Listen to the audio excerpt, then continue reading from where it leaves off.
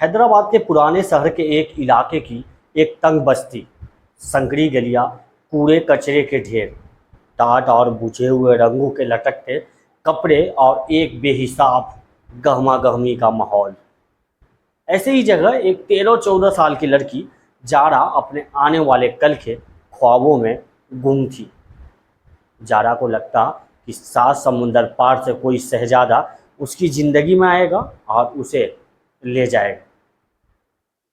Zara समंदर पार गई भी और लौट भी आई, लेकिन अब उसे लगता है कि शहजादे केवल कहानियों में ही होते हैं, हकीकत में केवल भेड़िए होते हैं। अगर आप में से कोई लड़की या वीडियो देख रही है तो मेरी गुजारिश है कि इसे पूरा देखें। अगर आप खुद या आपकी जान पहचान में कोई ऐसी परिस्थिति का सामना तो नहीं कर रही है। आप कहाँ से ये वीडियो देख रहे हैं, हमें कमेंट में अपना नाम और शहर ज़रूर बताएं, ताकि हम वीडियो के अंत में आपका नाम लेकर धन्यवाद कर सकें। हर कमेंट हमारे लिए ख़ास है और हम उन सभी के जिक्र करेंगे वीडियो के लास्ट में। तो चलिए बिना देरी किए शुरू करते हैं आज की कहानी को। आपने हमारे चैनल को सब्सक्राइब नहीं किया है तो कर लीजिए। दरअसल गरीबी की हालत में एक झोपड़े में दादी के साथ रहने वाली जारा की बढ़ती उम्र नज़र आने लगी थी। उसकी दादी को भी और आसपास के लोगों को भी। कोई भी मुंह उठाकर बूढ़ी दादी को कभी भी कह जाता कि लड़की के हाथ पीले कब करोगी। जारा के माँ बाप तो थे नहीं, रिश्ते की एक चाची जोड़ थी जो अक्सर वहाँ आया जाया करती थी। सबीना चाची के सामने एक दिन किसी ने ऐसा जिक्र किया तो दादी ने बताया कि कुछ समझ नहीं आता कि क्या किया जाए। सबीना ने प्यार से जारा को बुलाया और कहा कि वह कल उसे घुमाने ले जाएगी। अगले दिन सबीना आई और जारा को एक सुंदर सी पोशाक पहनाकर श्रृंगार कर तैयार किया और फिर बुर्का पहनाकर उसे अपने साथ ले गई। एक स्टूडियो में जारा की कुछ अच्छी तस्वीर खिंचवाई। अगले दिन सबीना ने जारा के माथे को चूमते हुए उसकी तारीफ करते हुए उसकी कुछ तस्वीर दी तो जारा बड़ी खुश थी। फिर सबीना ने जारा की वो तस्वीर सोशल मीडिया पर पोस्ट करते हुए अपने नेटवर्क में बात फैलाई।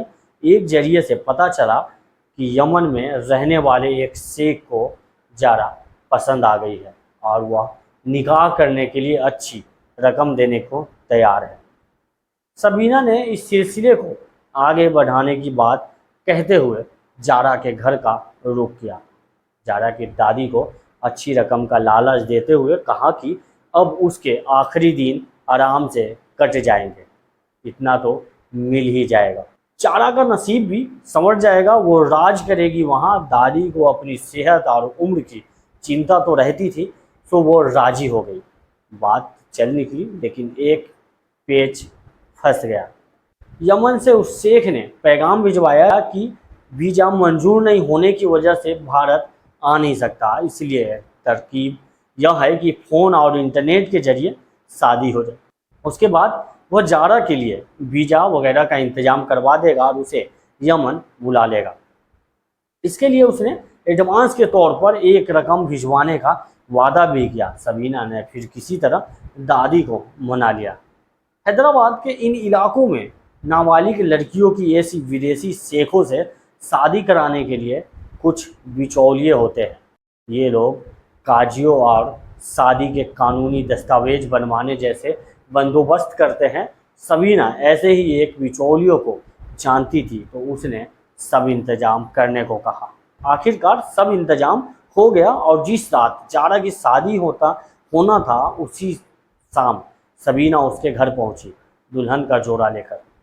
जारा को जब सबीना दुल्हन की तरह तैयार कर रही थी तब जारा ने कुछ सवाल किए तो सबीना ने सारी बात बताई और कहा कि एक बहुत अमीर आदमी से उसकी शादी हो रही है। कुछ ही दिनों बाद वह विदेश जाएगी और रानी की तरह जिएगी। पहले तो जारा ने विरोध किया और दादी से जा लिपटी।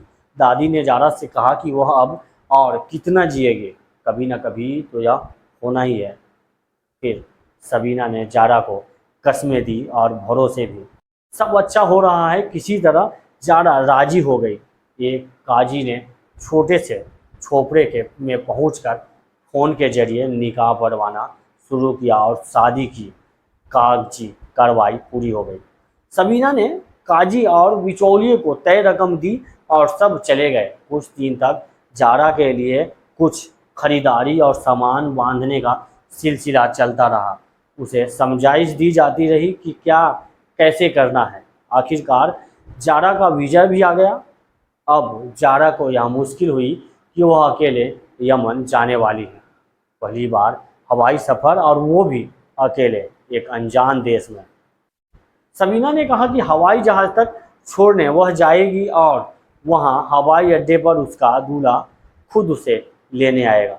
जारा ने कहा लेकिन वो उसे पहचानेगी कैसे? तो सबीना ने कहा कि जारा के सब डिटेल उसके पास है, वो वहाँ बोर्ड लेकर मौजूद रहेगा और खुद उसे पहचान लेगा। डरती हुई जारा एयरपोर्ट पहुंची तो उसकी आंखों से लगातार आंसू बह रहे थे। दादी से बार बार लिपटकर रोती जारा चल पड़ी यमन के लिए। उसने किसी का बुरा नहीं किया तो उसके साथ भी सब ठीक होगा। हजारों तरह के वहमों के बाद रास्ते भर खुद को यही समझाती हुई जारा यमन पहुंच गई। एयरपोर्ट पर एक आदमी उसके नाम की तख्ती लिए खड़ा था। उसने जारा से कहा कि वह उसका पति है। जारा का दिल धक करके रह गया। जारा को बताया गया था कि उसकी शादी किसी 35 से 40 साल के आदमी से हुई है, लेकिन यह तो बूढ़ा था, कम से कम 65 साल का। जारा ने सवाल किए तो उसने फ़ोन पर जारा की बात सबीना से करवाई। सबीना ने कहा कि अब यह उसका पति है। वह आदमी जारा को एक होटल में लेकर गया। जारा ने पूछा कि घर क्यों नहीं चलते? तो उसने एक बहाना बनाकर कहा कि कुछ ही दिन बाद चले जाएंगे। अगले कुछ दिनों तक वह आदमी जारा की मासूमियत से खेलता रहा, तो सब करता रहा जो एक हस्बैंड वाइफ के बीच में होता है। जारा रोती चीखती रही, लेकिन वह जारा के साथ वह सब कुछ करता जो वह करना चाहता था। कुछ ही दिनों में जारा का रंग उड़ चुका था, वह अधमरी सी हो गई थी। इसी हालत में एक दिन वह आदमी होटल में पहुंचा और उसने एक टिकट और कुछ पैसे जारा की तरफ फेंक कर कहा कि शाम को उसकी फ्लाइट है, वापस चली जाए अपने घर। डरी सहमी समंदर पार गई जारा बूझी और मरी हुई हैदराबाद लौट आई। दादी ने जब जारा को अपने सीने से लगाया तो जारा की आंखें खाली थी।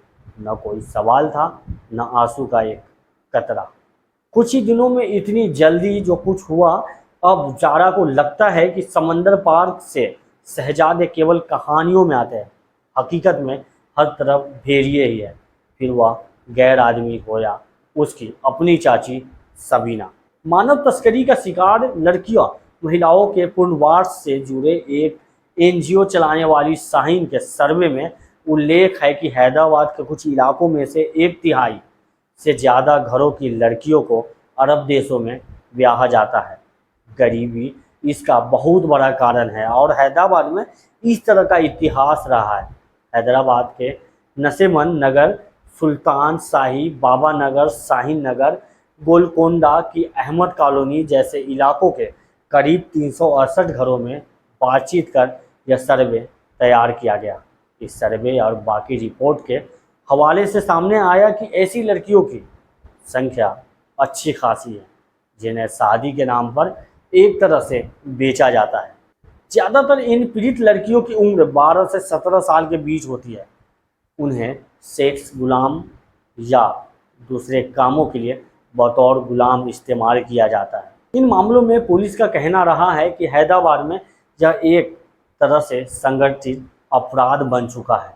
इसका एक पूरा नेक्सस है जिसमें बिचौलिए हैं जो जाली दस्तावेज बनाने वाले हैं और कई तरह के सहयोगी हैं। पुलिस यह भी कहती है कि ऐसे ज़्यादातर मामलों की जानकारी तब लगती है जब नाबालिगों की खरीदार शेख किसी को शिकार बनाकर भारत से जा चुके होते हैं। ऐसे में यह मामला पेचीदा हो जाता है। हैदराबाद के इन इलाकों में एक नहीं, ऐसी कई जाराएं हैं। एनजीओ शाहीन के अनुसार मानव तस्करी का शिकार होने वाली ये लड़कियां गुलामी और प्रताड़ना की डरावनी कहानियां सुनाती हैं। उम्र, लिंग, सामाजिक और आर्थिक स्थितियां इस तस्करी के पीछे बड़े कारण हैं जिनकी वजह से नाबालिग लड़कियां इस तरह के जुल्मों का शिकार होती है। शादी के नाम पर भारत के कई इलाकों के साथ ही ज़्यादातर इन लड़कियों को खाड़ी देशों में बेचा जाता है। इनमें से बहुत सी लड़कियां कभी लौटती नहीं, लेकिन कुछ किसी तरह लौटने में कामयाब हो जाती है। यह कहानी जारा की ज़िंदगी में हुए अत्याचार का एक छोटा सा हिस्सा है, लेकिन इससे उन हजारों मासूमों की तस्वीर भी उभरती है जो गरीबी और मजदूरी के नाम पर तस्करी का शिकार बनती है। ऐसे मामलों के खिलाफ जागरूकता और कानून का सख्ती से पालन बेहद ज़रूरी है। हमें मिलकर यह सुनिश्चित करना होगा कि किसी भी लड़की की मासूमियत का इस तरह सौदा न हो सके। बदलाव तब आएगा जब समाज, प्रशासन और हर नागरिक इस समस्या के खिलाफ एकजुट होकर खड़ा होगा। मैं कुछ दोस्तों के नाम लेना चाहूँगा जो हमारे छोटे से यूट्यूब परिवार का एक महत्वपूर्ण हिस्सा है। सुनीता जी पंजाब मंडी गोविंदगढ़ से है और विजय कुमार भोपाल मध्य प्रदेश से। आप सभी को प्यार और समर्थन के लिए दिल से धन्यवाद करते हैं। ऐसे ही सच्ची कहानियों के लिए हमारे चैनल को सब्सक्राइब करना न भूलें। फिर मिलेंगे एक नई कहानी के साथ। तब तक के लिए अपना ख्याल रखिए। थैंक यू, बाय, जय हिंद।